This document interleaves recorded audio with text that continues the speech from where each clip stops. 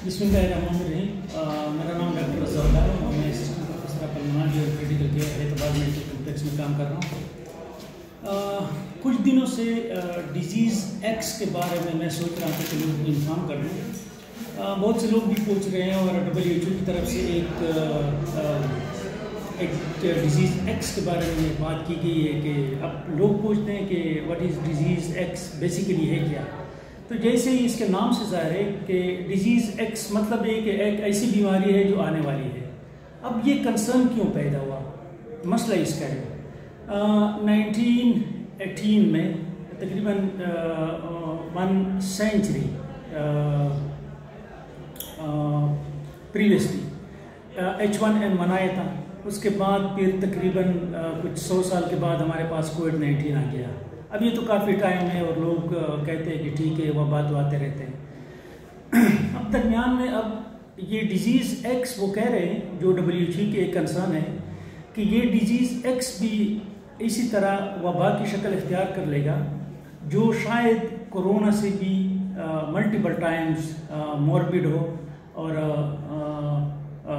Hazard इसके ज़्यादा हो। अब डिजीज़ एक्स बेसिकली है क्या? हमें पता है कि टाइम के साथ हमारे ज़रूरियात बढ़ते हैं, जिसकी वजह से हमारी इंक्रोचमेंट होती है।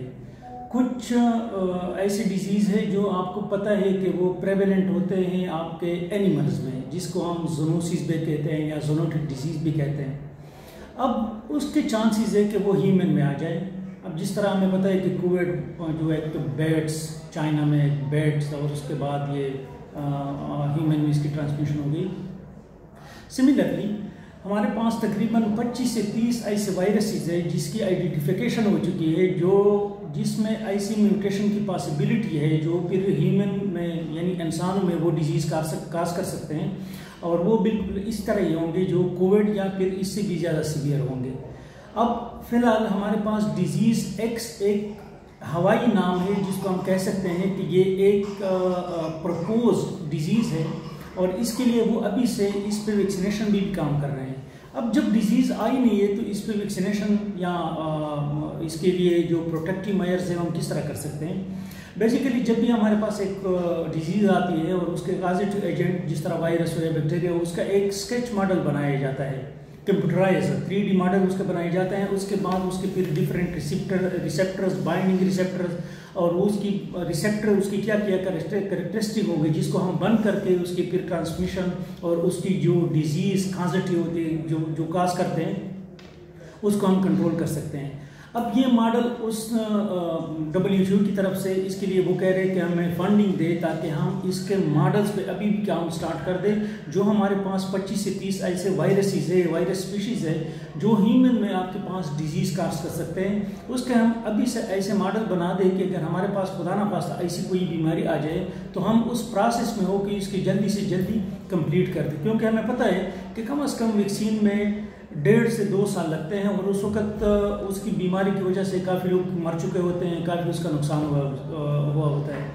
तो अभी डिजीज़ एक्स जो बेसिकली लोग कंफ्यूज है कि ये है क्या, अभी डिजीज़ एक्स आई नहीं है, लेकिन उसके चांसेस इस वजह से भी ज़्यादा हो रहे हैं। उसमें 2-3 फैक्टर्स हैं। एक तो ये है कि हमारा जो जंगली हयात से इंटरेक्शन बहुत ज़्यादा हो रहा है, हमारे ज़रूरियात की वजह से या फिर हमारे शौक़ की वजह से उसके साथ इसकी इंटरेक्शन ज़्यादा होती है, और उसी से ये वायरस फिर हमें ट्रांसमिट हो सकती है, जो हमारे पास इस तरह की बीमारी काज कर सकती है। अब जो हमारे पास वबा है उसमें एक और चीज़ गई है, हर ऐसी बीमारी जो एयर के थ्रू ट्रांसमिट होती है। फॉर एग्ज़ाम्पल अगर कोई बीमारी जो ब्लड कॉन्टेक्ट से या फिर ब्रिक से या किसी और की वजह से एक दूसरे को मुंतकिल होती है, उसमें इतने चांसेस नहीं होते। लेकिन चूँकि एक जो आपका रिस्पिरेटरी सिस्टम है जो सबसे ज़्यादा एक्सपोज्ड है, तो जो बीमारी आपके पास हवा के थ्रू फैलती है उसके चांसेस के ज़्यादा होते हैं कि वो वबा की सूरत इख्तियार कर ले बनिस्बत उस बीमारी के जो हमारे थ्रू कॉन्टेक्ट या फिर सेक्सुअल एक्टिविटी, जो भी हमारे पास ऐसे वो है तरीके हैं जिसकी वजह से हमारे पास बीमारी ट्रांसमिट होती है, तो उसमें इसकी चांसेस कम होते हैं।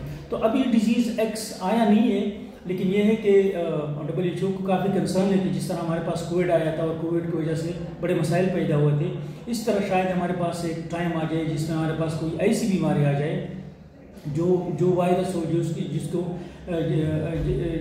जिसमें म्यूटेशन हो चुकी है और हमारी बॉडी उसके साथ आदी ना हो। अभी जो हमारे पास फॉर एग्जांपल किसी के ज़ुकाम होता है तो आप पहले से एक्सपोज होते हैं, वहाँ पे एंटीबॉडीज़ बनी होती है, सेल्स बने होते हैं, तो जल्दी उसको काउंटर कर लेते हैं।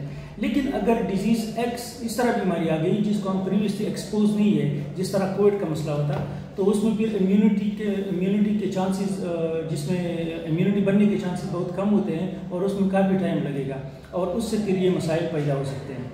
तो आज के वीडियो का मकसद ये था, पहले भी मैंने इसको सोशल मीडिया पे शेयर किया था कि इंशाल्लाह इस पर एक प्रोग्राम करूँगा, लेकिन कुछ मसलियात की वजह से इसमें थोड़ा डिले हुआ और this is all about disease x. Thank you.